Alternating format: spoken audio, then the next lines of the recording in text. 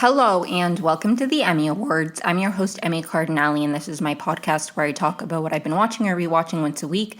If this is the first episode of mine that you stumble upon and you enjoy it, please feel free to follow me wherever you listen to podcasts so you can get notified when I upload an episode. Like and subscribe if you're listening to this on YouTube. Thank you so much for tuning in. It means a lot. This episode, as the title suggests, will be about I Love LA episodes 5 and 6, and I will also be talking about The Secret Lives of Mormon Wives. I think the reunion, I think I'm going to start with that actually because I have less to say about that. I mean, I have a lot to say, but my thoughts on that will be briefer. So I think I'll start with The Secret Lives of Mormon Wives and with I Love LA. My plan for the next few podcast episodes is going to be, I'm recording this Monday. My goal is to get it out Wednesday, and then I'm starting my Percy Jackson coverage. So my goal is to, I don't know what time the Percy Jackson episode drops on Wednesday, but my goal is to record Thursday, maybe Friday, to get out my Percy Jackson episode over the weekend. And then for the next I Love LA episode, I'm going to try to record Sunday or Monday to get the episode out Wednesday. So I'm going to kind of, in a weird way, going to be doing 2 episodes a week just for a little bit to like get into a groove. I don't really know. We'll see how it goes. This episode might take me forever, and then I don't know. But my goal for Percy Jackson episodes is, like my Percy Jackson coverage, is to get the episodes out over the weekend. And I Love LA, I believe there are only 2 episodes left. So maybe I'll do something like after these 2 episodes that I believe there are only 8 episodes of the season. So I think maybe the vibe for the next podcast episodes will be, maybe I'll do like a 2-episode recap for that and wrap that up. I was originally going to record this a bit earlier and just cover I Love LA episode 5, but I kept putting it off to the point where I was like, you know what, I think it's better if I just, instead of trying to get episode 5 out before episode 6 airs, I'll just wait until episode 6 airs and do like both in one episode. So that's what I'm doing.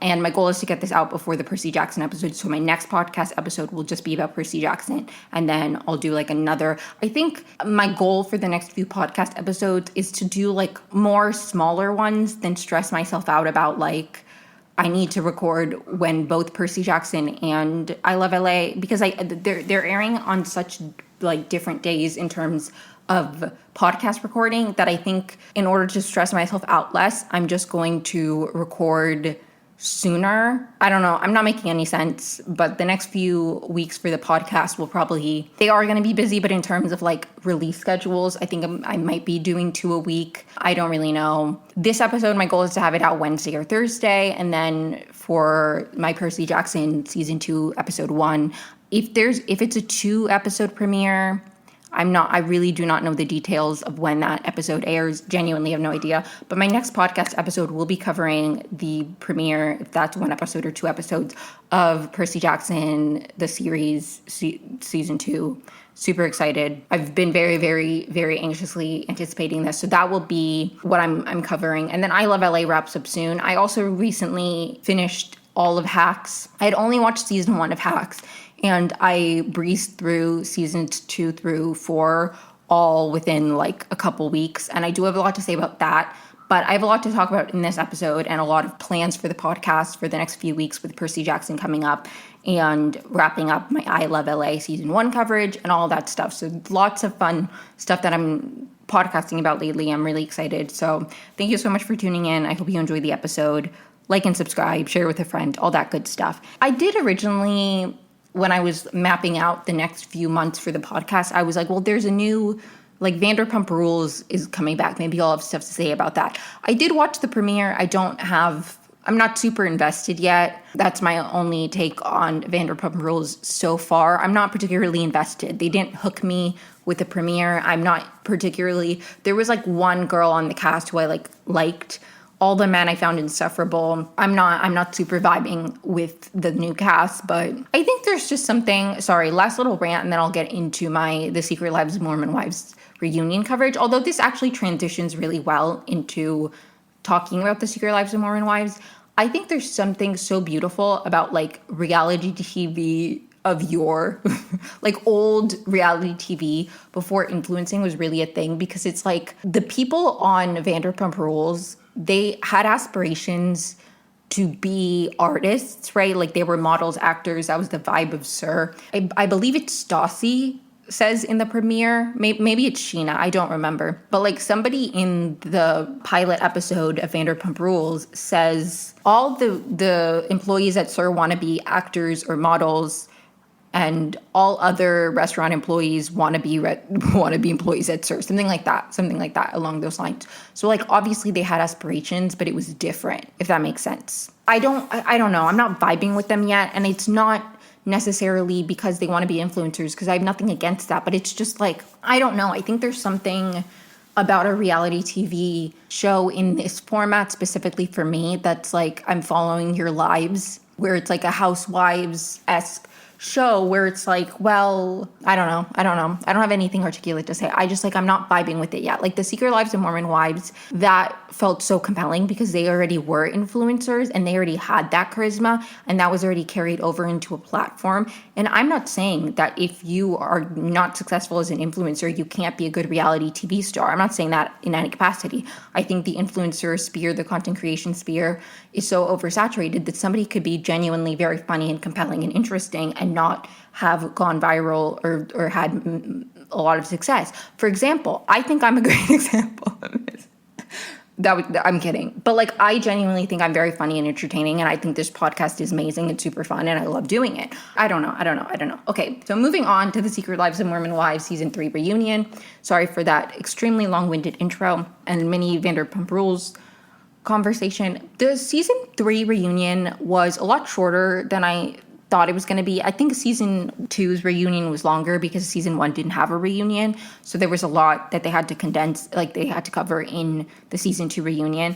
And I have to say, I watched the Season 2 reunion more recently. Like I didn't watch it when it was airing, and I did not like it. I'm not the biggest fan of Nick Viall, to be quite honest. I have nothing against him personally. I don't know the man. He's a stranger to me, and I don't care enough to hate people that I don't know in my real life. His persona on the internet bothers me sometimes. That being said, when he was announced to be the Bachelor, whenever that happened, I was jumping for joy. I was like, finally, not a non-boring Bachelor. That was my perspective. Like, I think it's so funny to me now because I have such a disdain towards Nick Viall. And you know what? That's okay. He has one for me too. Not really, not personally, but he's very, very demeaning to podcasters and shows that are smaller than him, that I just like immediately have an ick towards him. As somebody who's been podcasting for almost 4 years, with like literally no financial success or really any success at all in any capacity, it's been a very meaningful project for me personally, and I enjoy doing it for fun. Like I'm not, would it be nice to make like money out of it? Yes. I mean, I did get my first paycheck from RSS. It was for $1.50. So that was cool. But like, I have a lot of appreciation for, and this is why I'm not trying to shit on influencers when I'm talking about people who want to be influencers on Vanderpump Rules. I'm not trying to shit on influencers because I genuinely have a lot of appreciation for people who like have no platform, no in, and they like build one. I think that's extremely impressive. And so that is my biggest gripe with Nick Viall. I think he's very rude and unkind to smaller creators who, in my opinion, building a platform is a lot more impressive for them because they didn't start off with an immediate platform. And yes, being cast on reality TV, that is a value within itself. But like a lot of it is luck and timing. Nick Viall got cast in the Bachelor franchise in like a very, very good era for it, when it was doing really well, when it was kind of emerging, people could get careers, but you didn't have the like stigma of like if you went on and you wanted a career of you being fake or being there for the wrong reasons, right? Like timing was very, very important for Nick Viall. And when he decided to become a podcaster, he already had all this built-in following from all this exposure he got on reality TV. And again, that was work that he put in. He went through a lot on the show and like put in a lot of effort. Okay, I was a fan of Nick Viall on the show. I'm not shitting on him in that capacity. I just think that when you are not somebody who has a reality TV platform and you have to build something purely just based off of like people find your content and they like you based off of your content, not like you already had like a built-in following, so people are going to tune in because they already knew you, and then it'll grow, and that's still impressive. And I'm not trying to shit on Nick Viall in any capacity, okay? I just don't like the way he talks about small podcasters. Anyways, sorry for going on a Nick Viall tangent. My point was, when I watched the season 2 reunion, I didn't like Nick Viall as a host. And I was excited for Stassi to be the host. And I have to give whoever edits like the promos credit, because I was like, oh, this is going to be good. And I do think it was slightly better. But I think one thing this illuminated for me is that it was less about Nick Viall. My issues were less about Nick Viall and more about the structure of the way the reunions are formatted. Like, I saw so many people being like, Andy Cohen would have done a better job. And I genuinely don't think that Andy Cohen, maybe he would have done a slightly better job at like pushing back at people and being a little bit more like digging in a bit more, but I think it's less about that and more about the structure of the reunion. Like, they just hop around and like one person shares a traumatic story and then somebody gets emotional and Stassi's like, what is that triggering for you? And it's like, why? It's a very odd situation. Like, for example, there was a moment where Jace and Michaela were talking about their storyline this season, about their intimacy issues, and that stemming from Michaela's trauma. And then Jesse was like, that really resonated with me because in doing all this therapy to navigate my relationship with Jordan, I uncovered a trauma that I was sexually assaulted, and that obviously made things more complicated. And I also had struggled with intimacy in that same capacity because she kind of jumped off of that. And I have no issue with Jesse sharing her story. I just feel like Jesse and, what's his name? I literally don't remember. Jordan. Jesse and Jordan had a huge storyline this season. We could have had a segment later. Like, Michaela and Jace could have gotten their due. They could have processed that. Stassi could have been like, thank you so much for sharing, and moved on from that. And then when they were, then they could have moved on to a segment specifically about Jordan and Jesse. And then in that segment, Jesse could mention this thing that, like, have her own proper moment to talk about this trauma. And she could then even relate it to Michaela and be like, I resonated with your story after the fact, not as like a segue of like, you're talking about something traumatic that happened to you, something traumatic also happened to me. Then Demi starts getting emotional, or Connor hops in and he's super kind and like super gracious, once again, relating and understanding and validating. And then Demi's emotional and Stassi's like, what is this triggering for you, Demi? And it's just like, why are we hopping around people's in like deeply personal stories this way? Am I the only one who feels like that's a little bit, I don't like the format of the reunion. That's my biggest issue. I don't think Stassi did a bad job. I don't think that the structure, I don't like it. Maybe some people like it. I don't like it. And I think if I was a cast member on this show, obviously I'm not, who cares about my opinion? But I feel like I would be so like deeply uncomfortable to, in any capacity, like either bring up my story or like if I was sharing my story for it to then like move, like it kept segueing into other things. And then Jason and Michaela barely got like to really dive into their story, and maybe they had like a time limit. I need to know how long it was filmed, and if this was a very long filming day, why did we only get an hour? Anyways, sorry, I'm going on all these unnecessary tangents, but like I really didn't like the format of the reunion. Also, like the way I also wish it was a bit more chronological, if that makes sense. Like I wish something I genuinely really appreciate about Bravo reunions is they kind of go through like the season. They're like, okay, this happened and this happened, and they do it somewhat more chronologically, where I just felt like I didn't know where we were gonna jump to next, and it felt very disjointed and confusing. Like Chase is brought out and they like tease our Taylor and him doing anything. Also, like, I don't know, maybe this is an unpopular opinion, but I feel like they need to film the reunions closer to when the season actually airs. Because based off of season 3 and the fact that we got them filming the season 2 reunion like towards the end of season 3, it's really giving like they film, and I believe the reunion was filmed in August or September because Michaela and Macy posted talks about them being like 5 weeks postpartum and they had their babies in July.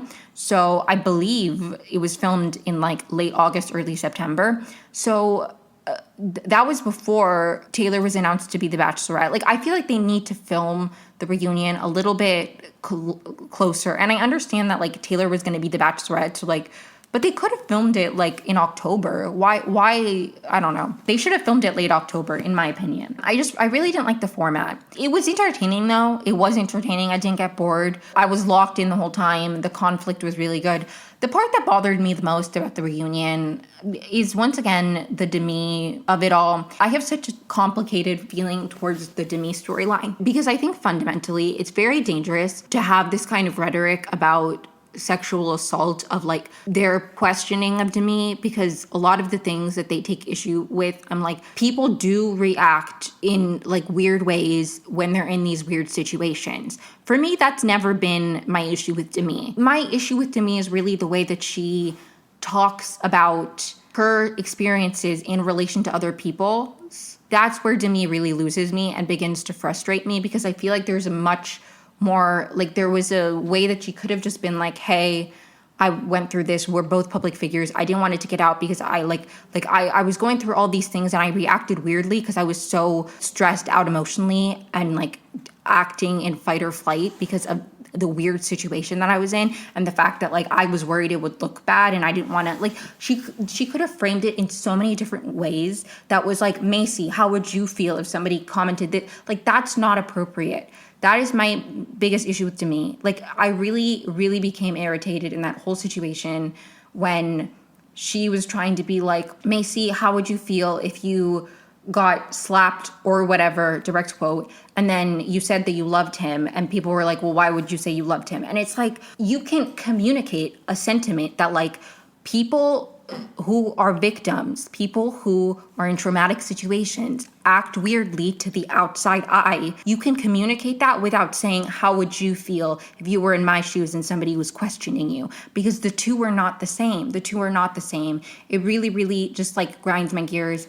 I also like really did not like the way that Demi was so aggressive towards Jen. Like the way she yelled at Jen really, really frustrated me. It upset me. The fact that she was like, what's wrong in your head?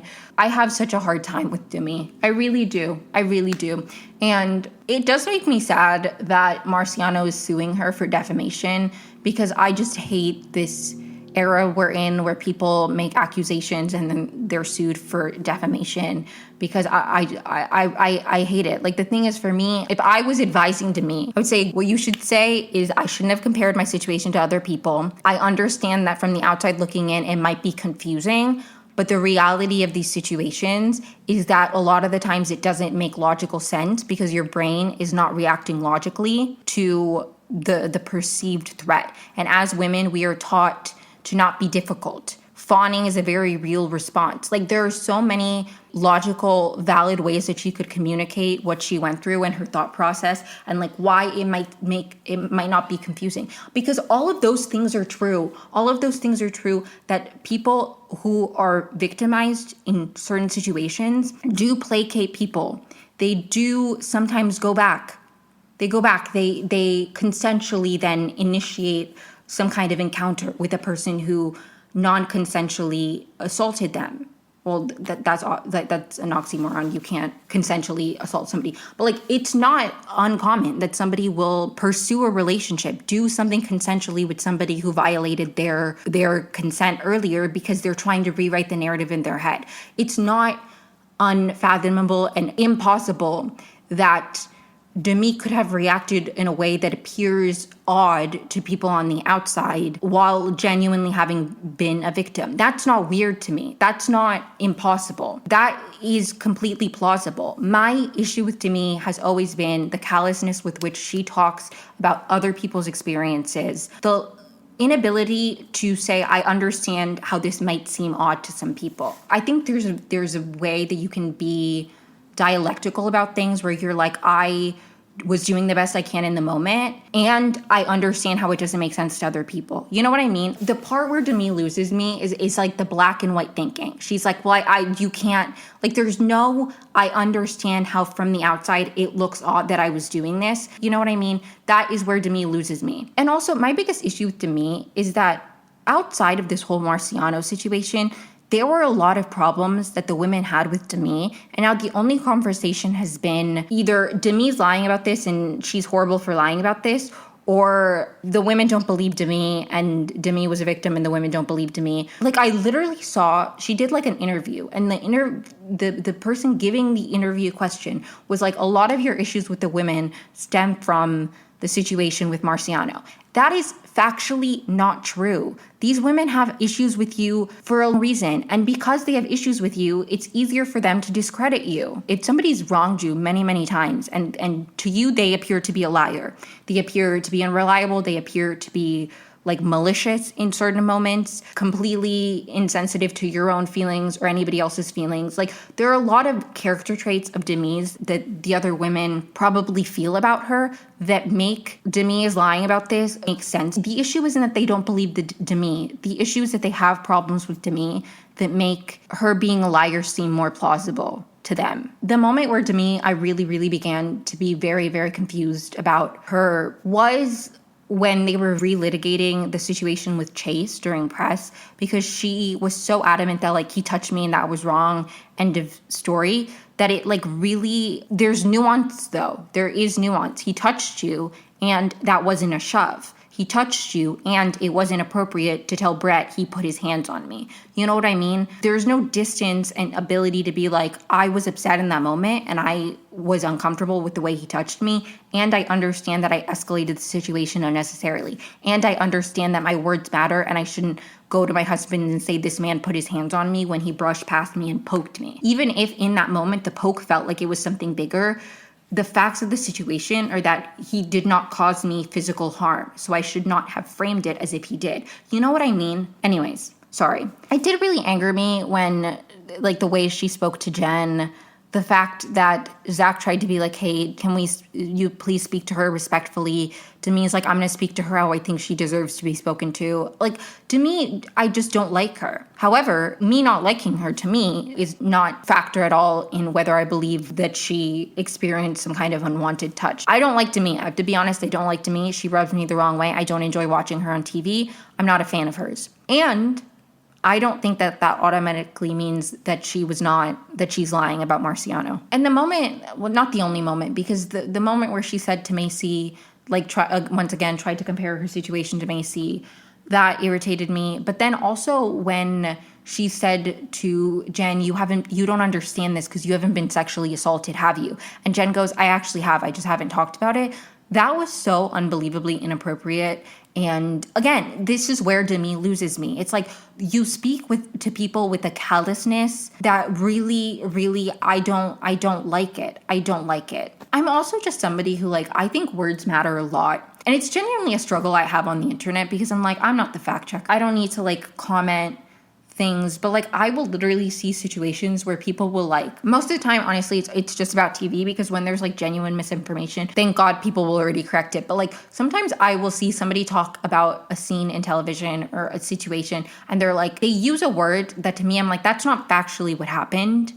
You can still be upset with what happened without saying this is what happened when it wasn't what happened. That was your perception. You know what I mean? I care a lot about like things being what actually happened. And I think that's where I struggle with Demi, because there's no ability to be like, I was uncomfortable that he touched me and he didn't shove me. You know what I mean? Where she really loses me. Because for me, if I was in Demi's situation and I was inappropriately touched, the extent that she's told us, maybe it was more where they were two ass grabs. So that's being groped. If I was groped in that capacity, and then I try to put myself in her shoes, right? I was friendly with him. I understand that we're on camera, so I'm like in my head thinking it's going to be portrayed a certain way. All of these things, I don't want it to come out, so I try to be his friend. If I'm putting myself in her shoes, I still don't understand comparing that to what Macy and Michaela have been through. I don't understand wielding it in the way she does to Jen, of being like, you can't understand because you haven't been assaulted, as if you know somebody, like that's something that you shouldn't. I would never say to somebody, you don't understand what it's like because you've never tried to kill yourself, which is something that I've experienced. I would never say that to somebody because I don't know the intricacies of somebody's life, and people don't need to disclose suicide attempts just as they don't need to disclose assaults. Like, I don't need to know somebody's, it's just deeply, deeply insensitive. But anyways, sorry, I didn't mean to go on a whole tangent. I just think I'm really frustrated because I think the conversation around Demi, the things that people are using to discredit her, it's like, but there are actual situations that's actually like, she's not wrong to say that people who have been victimized do sometimes maintain a relationship with somebody who touched them in an unwanted way after the fact. She's not wrong to say that. That is true.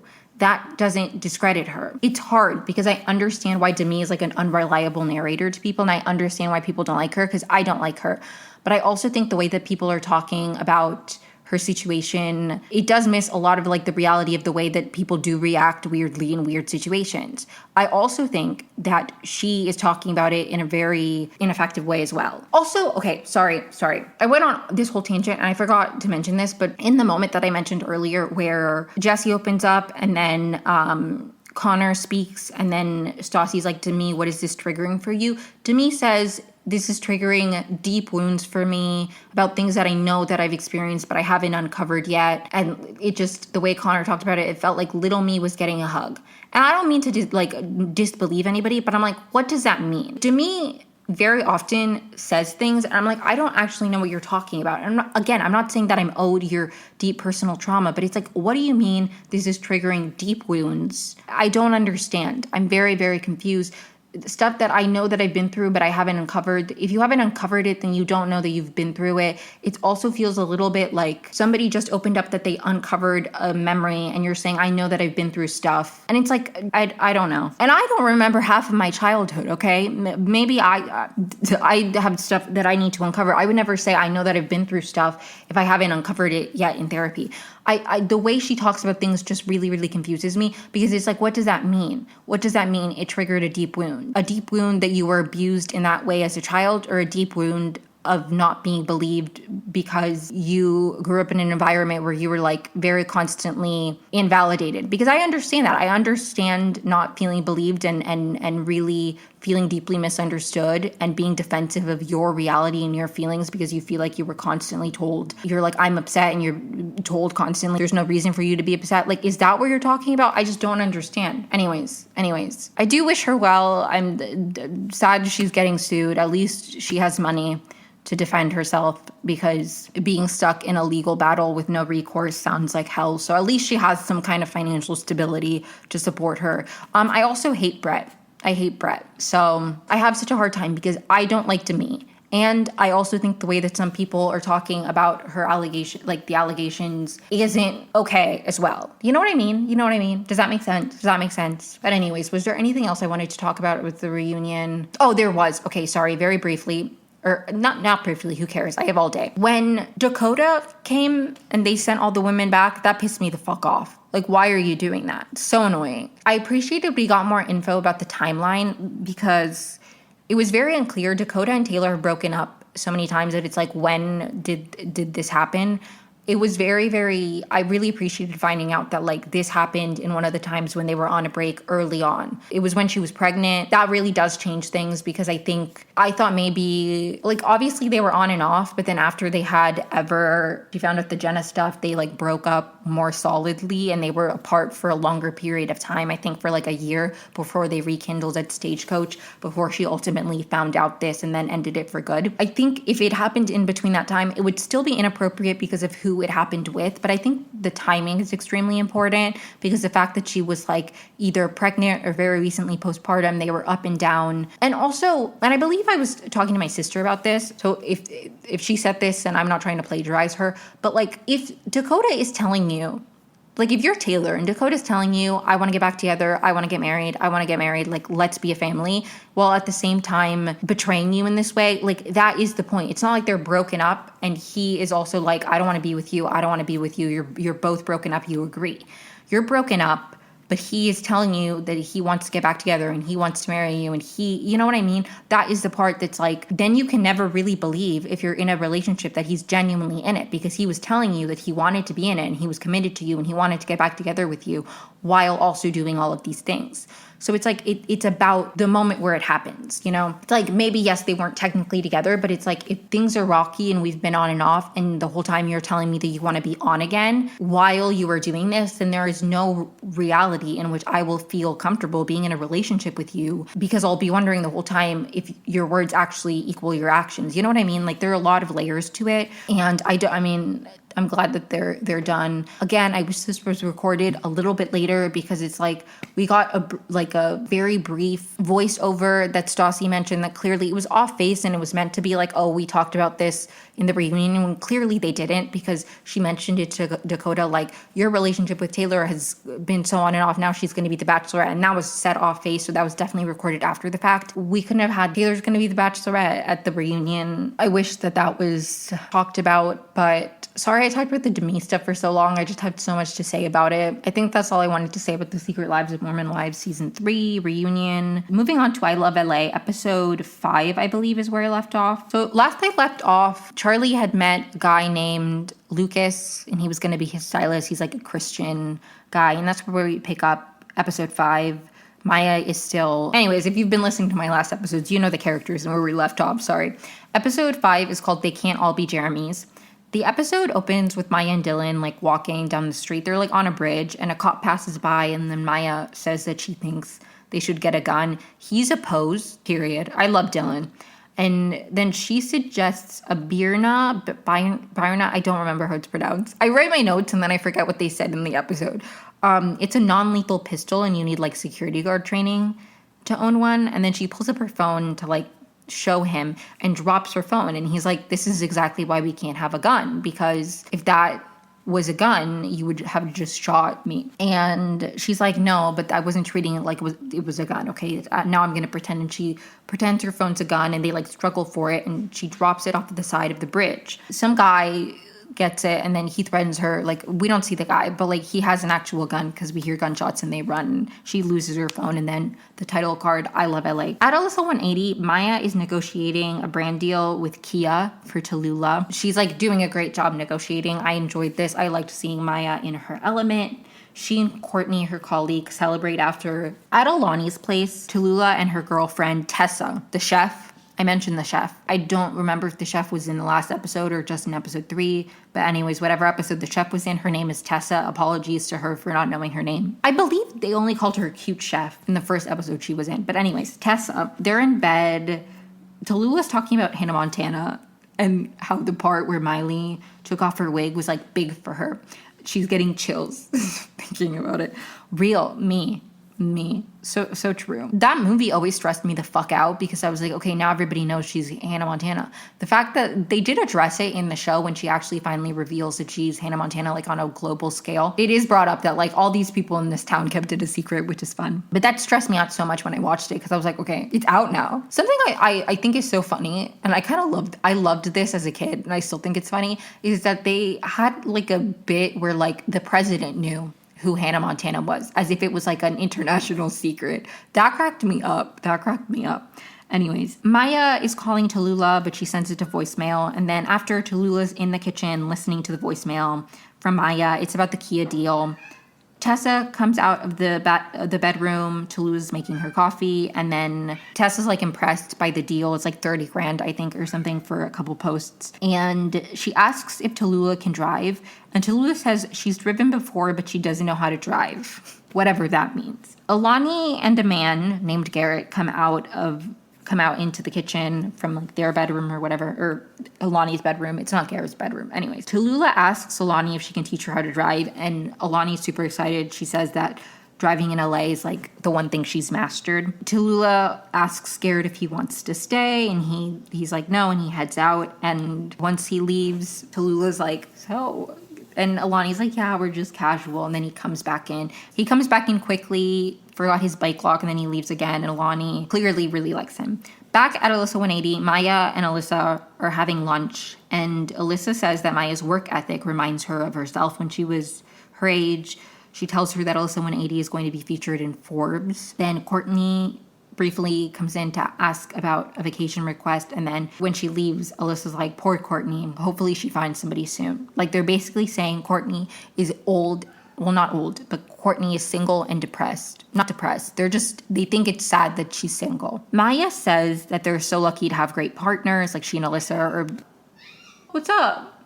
I'm leaving in some of my cat meowing for my sister. But anyways, sorry, I lost my train of thought because he's meowing. Anyways, Maya says that she and Alyssa are so lucky to have partners. And Maya says it's crazy that she's never met Jeremy. And Alyssa's like, that is crazy. He knows all about you. He is her partner and closest collaborator.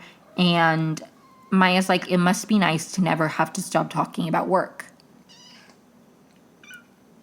All the cats are talking now. That's one of my foster kittens.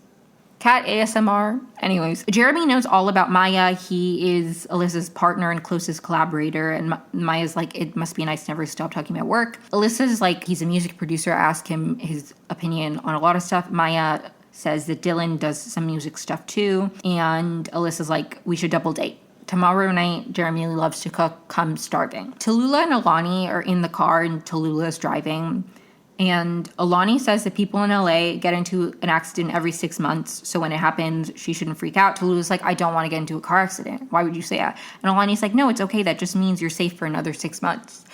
She's like, it's like when you see your babysitter get struck by lightning or you see adult twins. I don't know what she means by that. Like, it's good luck. Well, I'm a twin and I'm an adult, so you're welcome, Alani. I'm good luck, I guess, apparently. Or maybe not. I don't know. That's what I took it to mean because I don't want it to mean something bad because I'm a twin. As somebody who lives and drives in LA, I have not gotten into a car accident every 6 months. I've never gotten into a car accident. My car is very badly scratched up, but that is self-inflicted from parking. Like, my car gets scratched because I am bad at parking and I scratch it up against poles and stuff. And you know what? I think it's been more than 6 months since I badly scratched my car. Anyways, they're like at a stoplight and Alani's like, you turn left when it's red, it's your turn. Tallulah really struggles. People are honking at her. And that is something I had to learn about driving in LA because other places, if it's a left turn, most of the time you like yield, or like you turn on yellow at the latest.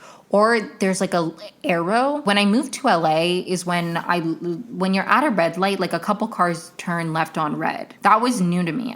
Anyways, I had to learn that from experience. Nobody told me that.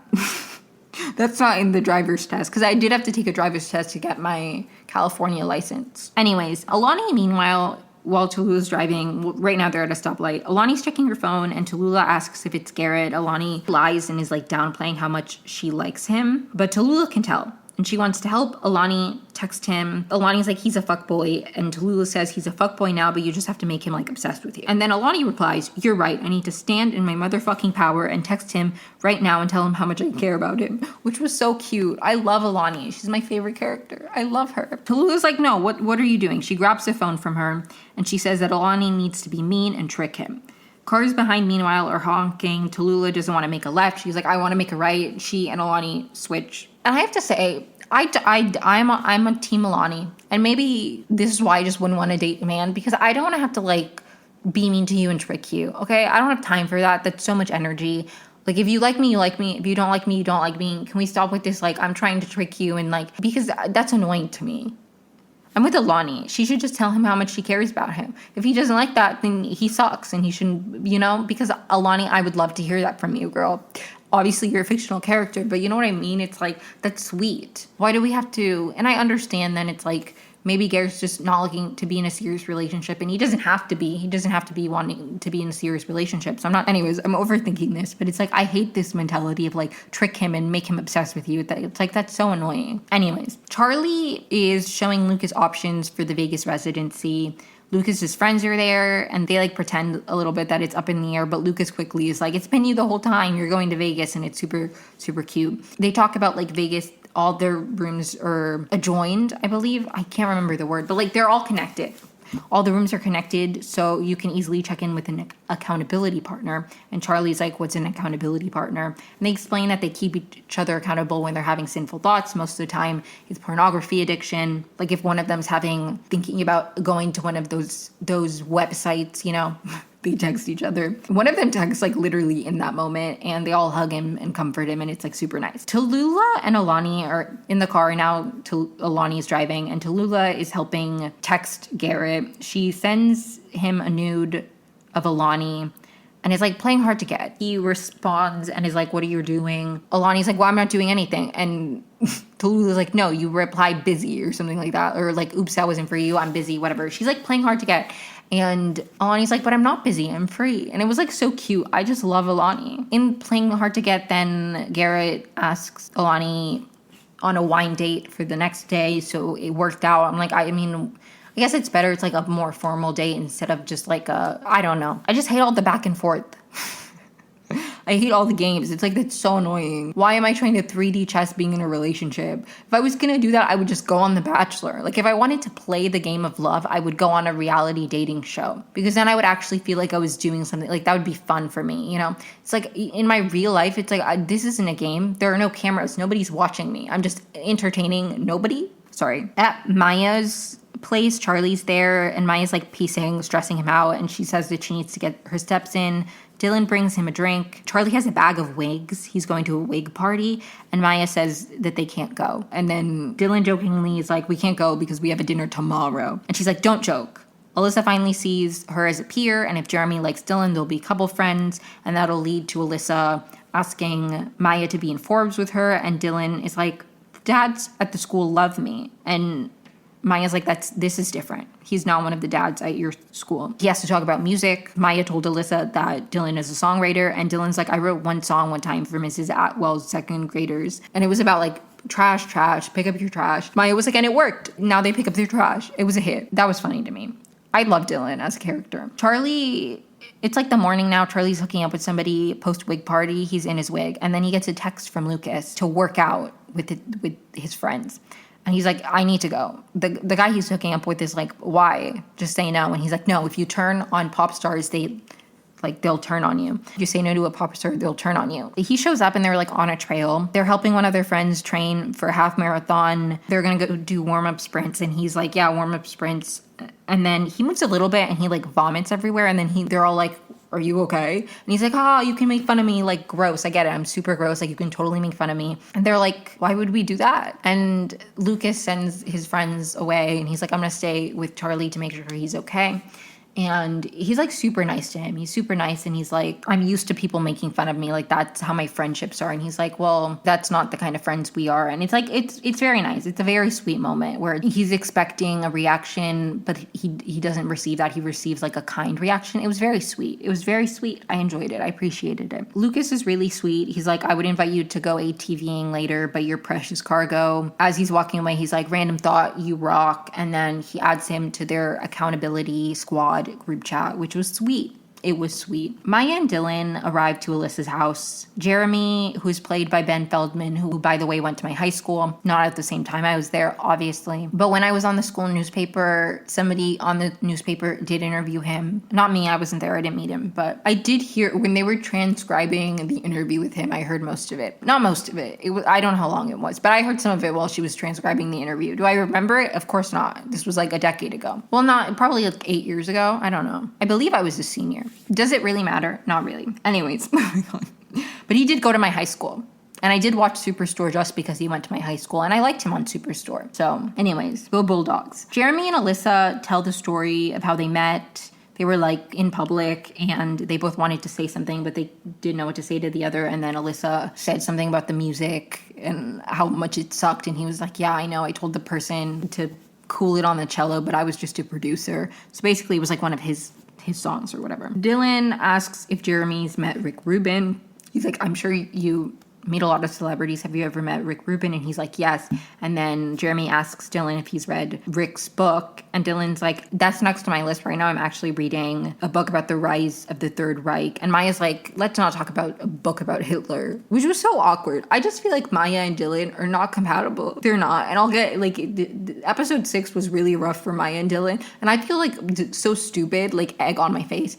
But you know what? Actually, not really. Because I said early on in my recapping of I Love LA that like I feel like Maya and Dylan will eventually have some kind of issue because it feels very rare to introduce a couple at the beginning of a series and then just have them be happy forever. Like that's not realistic. And I did say that I think a turning point for them will be Tallulah coming in, and the way that Maya's focus on her job will impact their relationship. Like, I did say that. But then I had a brief moment there where I was like, they seem good. Like, he's reacting, like, chill to things. Like, maybe I underestimated them and they'll be good. But I think we're back to, like, I was on the right track at the beginning. Anyways, this episode's like, it's the beginning of it, but episode 6 is when things are really rough between them. Anyways, I'll get to it, sorry. But even here, it's like, he's just talking about a history book he read and how it's important to, like, learn from history, and how, you know, I'm like, she's like, no, let's not talk about something, like, what? We can't talk about the fact that he doesn't like Nazis? That's a good thing to talk about. I appreciate the fact that he wants to learn about how Nazis came to power. God forbid somebody wants to educate themselves. I like that about him. Anyways, Jeremy then brings up Tallulah, and Maya is, like, super excited. She's, like, making noises with her hands and talking about the deals and bam and this and that. And he gets sensitive and, like, clearly has a reaction to it. And then he's like, sorry, I felt a migraine coming on. Maya says she's Italian, so she talks with her hands. And then Maya asks what Jeremy's been producing lately, and he says he can't produce anymore because he gets headaches. Alyssa's like, I need to catch the microwave before it beeps. And he's like, is anybody wearing perfume? And Maya's like, yes, thank you for noticing. And Alyssa's like, oh, I'm so sorry to Jeremy. She's like, oh, I'm so sorry, Jeremy. I have COVID right now. I didn't notice. Which, this angered me. This really did anger me, but these are not real people and I must move on. It's just one of my biggest pet peeves in life is people just, like, acting like it's fine to go out in public ill, especially with something like COVID. I hate the way that COVID has become like, oh, who cares? I have COVID. Or even sometimes people are like, oh, it's fine, I don't have COVID, but they have, like, the flu or, like, a very bad cold. It's like, maybe we shouldn't spread illness. Maybe that's an unpopular opinion, but maybe we shouldn't spread illness. But anyways, she has COVID, so she didn't notice. The scents are bad for his headaches. He steps away. At Alani's place, Charlie is there. Alani asks if Charlie and Maya are like going out partying later, and he's like, no, she has this dinner. And Alani's like, she's always working now. Charlie's like, I think it's inspiring. Then Alani asks him about her outfit. He loves it. He tells her she rules, like random thought you rule, which like Lucas said to him earlier. She says he's being so cute. Then she shows him a nude that Garrett sent, and Charlie's like, I don't think Garrett would appreciate me seeing that. And she's like, you're being so weird lately. Then Charlie texts the accountability squad group chat saying that he's thinking about and they send him a photo. They heart his message and they send him a photo of them about to go ATVing. At Alyssa's house, Alyssa talks about Jeremy hitting a tree and now having migraines. Maya like hints to Dylan that he should go cook because Jeremy was supposed to cook, but Jeremy has stepped away. So he goes to the kitchen and he begins to cook. Maya and Alyssa are then alone, and Alyssa talks a little bit about like how this wasn't really on her vision board, her relationship right now, kind of like her marital issues a little bit. Maya steps away to go pee, and as she leaves the bathroom, she sees Jeremy in a room, and there's a giant screen playing porn, and he's jerking off, which is super weird and super awkward, and I don't like this guy. I don't like this guy at all. In the kitchen, Dylan is cooking the steak. Maya has already made the salad. She said earlier, she's like, I'm gonna go pee and then I'll make the salad. Maya tells Dylan about the situation and he laughs. And then Alyssa is there. She compliments the salad. Alyssa says she's sad that Jeremy is sleeping, says he's sensitive, can't be woken up during his naps, but he's so sensitive that when the Wi-Fi goes out, he wakes up and immediately texts her, which like obviously we know as the audience, he's not napping in these moments. He's probably like jerking off, and the Wi-Fi goes down. He notices because his content that he's consuming is turned off, right? Like that's what, anyways. Alyssa doesn't like how rare the steak is, so Dylan goes to cook it more. And when Alyssa and Maya are alone, Alyssa says she wishes Jeremy was here. Dylan's sweet for trying. Maya says they can't all be Jeremy's, which is the title of the episode. And then Alyssa suggests to Maya that she doesn't need to stay in this relationship with Dylan. She's young, she can always do better. Dylan comes back with the steak. Alyssa is like, Dylan, don't you think your hot girlfriend should be in Forbes with me? She says yes. And then she says they all need to get dinner together again when Jeremy's feeling better. At their house after, Maya and Dylan debrief, and they agree about like the dinner sucking, like them being told to show up starving and then there being no food, about how weird it is that Jeremy was like jerking off when they were right there, like all of these things. And then Maya says that she feels bad for Alyssa because she really talks Jeremy up and says they're in a power couple, but he's a loser. And Dylan's like, I don't even like the idea of being a power couple. Maya's like, yeah, but they're not one. And he's like, no, but even the concept, like they work to live. Him and Maya, Alyssa and Jeremy live to work. They have this endless ambition. They'll never be satisfied. And he bets all they do is talk about work. And I thought this was such a like important statement because earlier when Maya was talking to Alyssa, she was like, it must be so nice to never have to stop talking about work. Maya's facial expression in this makes it clear that she and Dylan are misaligned here. And their relationship definitely on the rocks for sure. Then he goes to bed while she's like finishing up cleaning in the kitchen or something. I don't remember.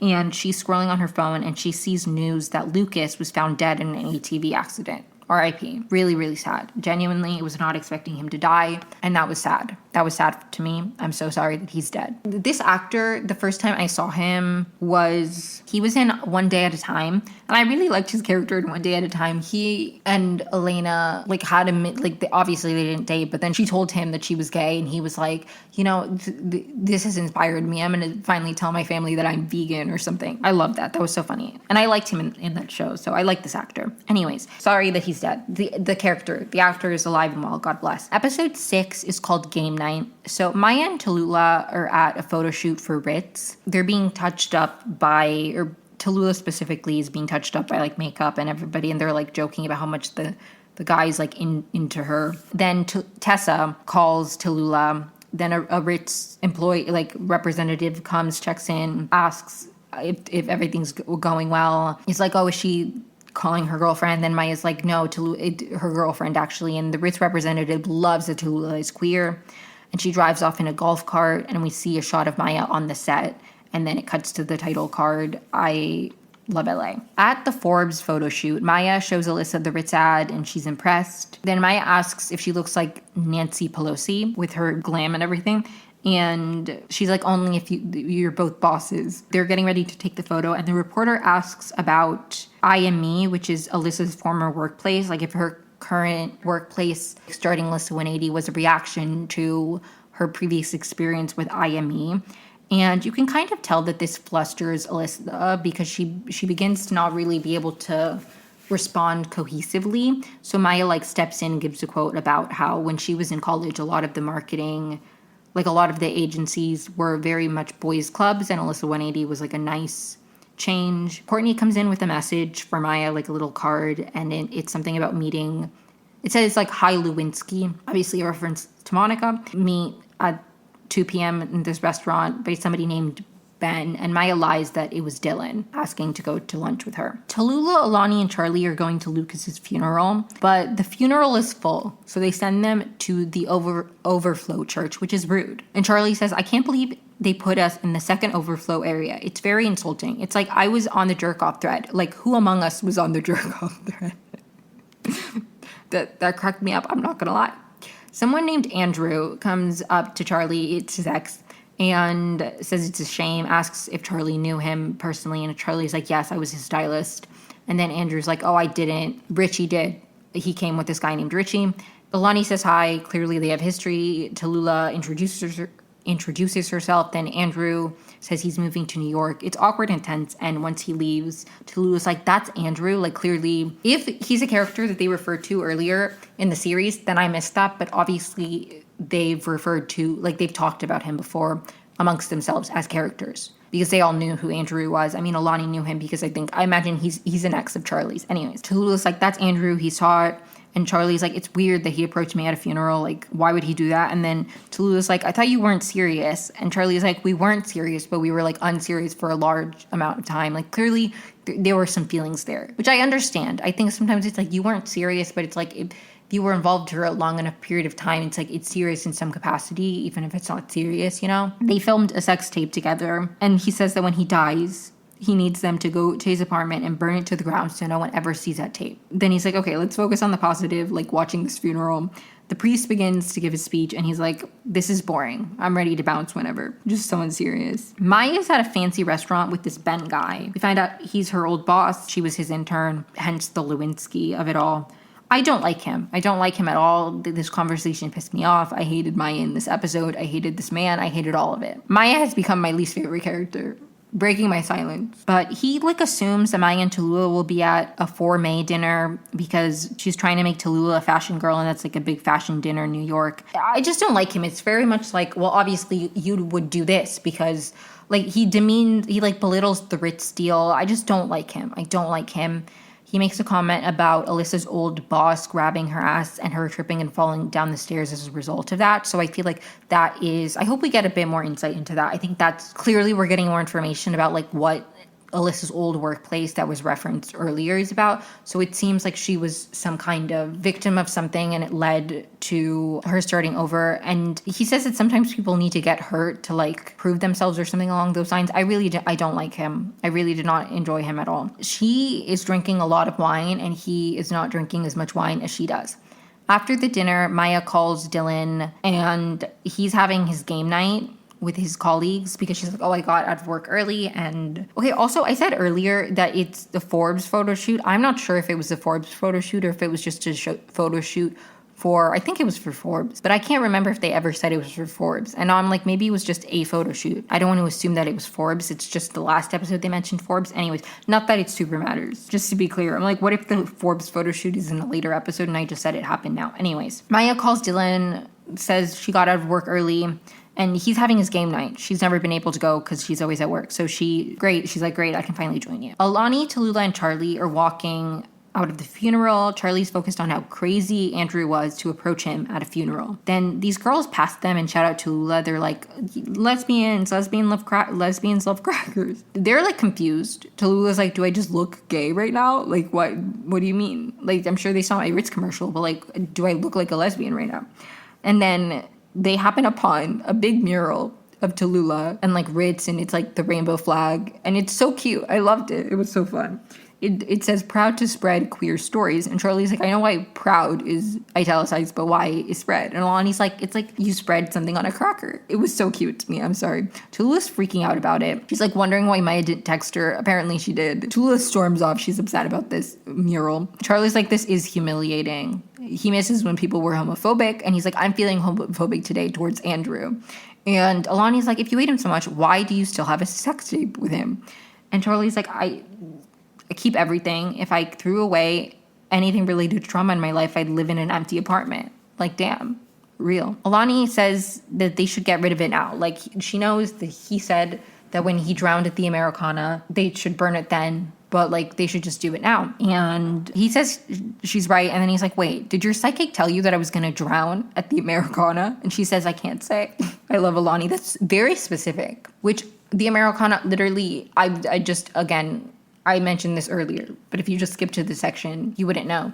But I did recently watch, like, catch up on Hacks. I'd seen season 1, but I never finished the rest. And I recently watched all of it to the point where I got to the part where she lives in the Americana, which is so slay. I remember when my sister was watching it, she was like, is this supposed to be like a knockoff of The Grove? And I was like, no, that's an actual mall in LA. It's just owned by the same guy, so it looks the exact same. Anyways, Maya arrives to her apartment and she's very drunk and very, very affectionate. She meets Dylan's colleagues. She's surprised by how young one of them, Claire, is. Apparently, Dylan talks about Claire all the time. She becomes very possessive and weird, and I hated Maya in this episode. I really did. She pissed me off so badly. I was deeply uncomfortable watching her the whole time. Anyways, sorry. She's like very possessive and weird. She like tells him to go to the bathroom with her, and she tries to hook up with him, but he like feels weird. He's like, everybody's outside, Claire's outside. And she's like, oh yeah, Claire, I should get to know Claire because you like her so much. Like, I hated this. I just really, again, with the like, I don't know. And maybe it's because I've never been in a relationship, but like, I hate this idea of like being possessive. It's like, if I genuinely feel so insecure in a relationship where I'm like, oh, he's definitely looking at his like colleague in a romantic capacity, then like, I just wouldn't want to be in a relationship with somebody. If I'm like that insecure because your colleague is somebody who's like young and attractive, it's like, I would hope that our relationship is more than you just thinking I'm young and attractive. And if genuinely, and if you are attracted to your colleague to the point where you wouldn't want to be with me, then I don't want, like, I just, it irritates me. It's like, oh my God, God forbid Claire is young and pretty. Do you think that he likes you or not? And I understand too that this is coming off of like, I can understand where Maya's coming from because obviously Maya's at a very pivotal, transformative era in her life. Her Saturn return obviously she's a manager now. She's getting deals. Things are changing for her professionally. I understand where Maya's coming from. Her boss, who she really admires, is like, you don't need to be in this relationship. She sees the relationship that her boss is in, and she's thinking, I don't want to be in that kind of relationship. I understand her thought process. She just had a dinner with her former boss, who she clearly had some kind of relationship with, and he very much was talking to her about like where she is professionally in her career, and like, you know, there are people who like see the hurricane and like want to run towards it, and very much like I understand where she was coming from. I can understand it. It just irritates me. Anyways, at Alani's place, which I guess is Tallulah and Alani's place, like she lives in Alani's apartment. Tallulah is like on the couch scrolling Instagram, looking at pictures, people at the mural, and she's spiraling. Then Tessa arrives, and Tallulah's like, oh, you were probably with all your gay friends, and they probably were all talking about the baby gay who loves crackers. Tessa has no idea what she's talking about. Tallulah shows her. And then Tessa shows her something. She's like, this will make you feel better. And it was a Hamilton-inspired segment that she did. And it was so funny. It was so funny. I loved it. She was like, how does a ham and cheese sauce? I don't know. It was so funny. It was so good. It was so good. I loved it. And Tallulah doesn't know what Hamilton is. So she didn't understand the genius, because she's like, I need to see that again. And Tessa's like, her main point in showing her this is like, people are going to judge what you do for like a bag, but like it's fine. You know what I mean? And then Tallulah wants to see it again. And Tessa's like, I'm not showing it to you again, but I bet you want it to be in the room where it happens. And Tallulah's like, what do you mean? And she's like Hamilton. And she's like, what's Hamilton? Like she didn't even understand. She just thought it was funny that she was like rapping about a breakfast, which was funny. But I'm like, no, it was genius. It was genius. If you know the lore, you know the lore. It was so funny. Anyways, Charlie and Alani are at like a camera shop because he needs help figuring out which tape is which. And the employee goes to check if they have the proper cables. While he's gone, Alani notices a ticket to a premiere. That was their first hangout as friends, and they reminisce. Then the employee comes back and he says that they don't have the right cables for that, so he would have to digitize it by hand and then send the files via iCloud. But he says there's also a workstation in the back, and Charlie's like, is it private? And the employee's like, yeah, we have a lot of people who come in here looking to watch old sex tapes. Charlie's like, no, we're not looking to watch old sex tapes.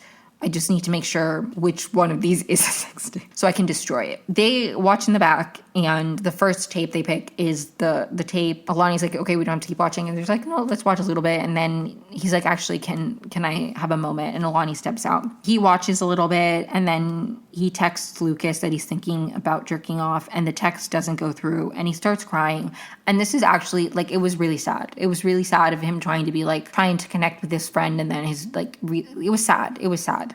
And I think it's, like, while the show is obviously a comedy, it is a very beautiful, like, obviously this is a minor character, but it is very beautiful to see how this very brief relationship with Lucas is having such a deep impact on Charlie, you know? Like, I think when I watch shows, I always like to think about, like, turning points and things that are, like, pivotal moments for characters. And I think obviously for Maya and Tallulah, like Tallulah moving and what that means for Maya in a professional sense, in a friendship sense, obviously it's going to impact her relationship.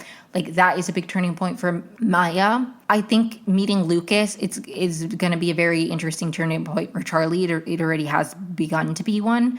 And I really like that. I really liked this moment that was like sad but heartwarming. Like, it was sweet. It was a nice moment in a funny show, you know?